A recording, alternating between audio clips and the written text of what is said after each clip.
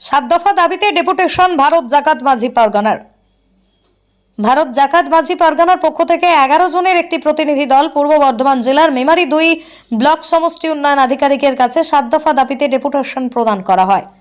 বৃহস্পতিবার পূর্ব বর্ধমান জেলার মেমারি 2 নম্বর block deputation দেওয়ার মধ্যে অন্যতম ছিল জাহের স্থান ও মাঝি স্থান রেকর্ড করতে হবে, শাসন স্থান চিহ্নিত করেই রেকর্ড করতে হবে, ভুয়ো এসটি সার্টিফিকেট বাতিল করতে হবে সহ আরও অন্যান্য। ডেপুটেশন পেশ করার পাশাপাশি বিডিও অফিসের পার্শ্ববর্তী ময়দানে একটি সভাও করা হয়।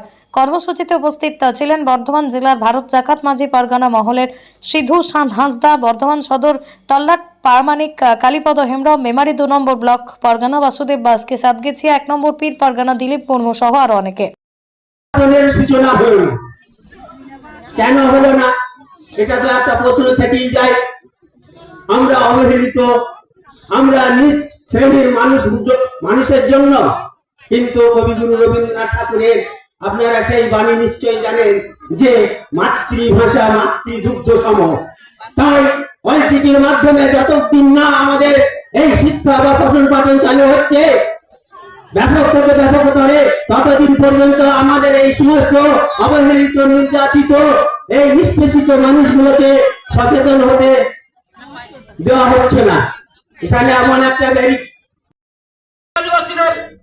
আজকে আপনাদের কি কর্মসূচি ছিল এবং কোন জায়গায়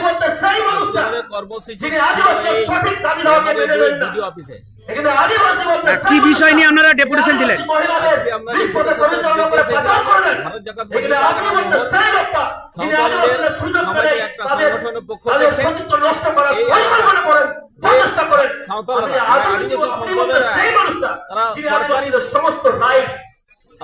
সমস্ত জিনিস থেকে তারা বঞ্চিত হচ্ছে বলে এই বিষয়ে আমরা ডেপুটেশন দিতে এসেছি।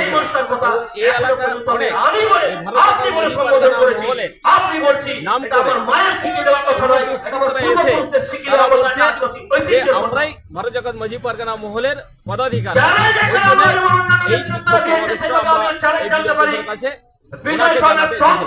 মূলত কত বড় দাবি রাখলেন? আজকে আমরা 18 দফা দাবি নিয়ে এইখানে আমরা আজকে এই অনুষ্ঠানের মধ্যে কারা কারা উপস্থিত আছেন? মেমারি 2 মুলুক পরগনা বাসুদেব সুসরিয়া সালখান মুর্মু মেমারি 2 মুলুক পরগনা ভারত জাকাত মাঝি পরগনা মহল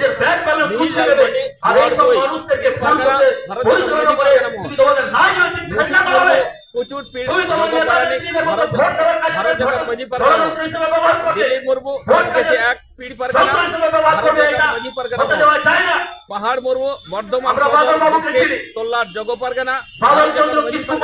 আপনার নাম এবং পরিচয়? আমার নাম হচ্ছে সিধু হাঁসদা, আমি পূর্ব বর্ধমান জেলার জেলা পরগনা ভারত জাকাত মাঝি পরগনা মহলের।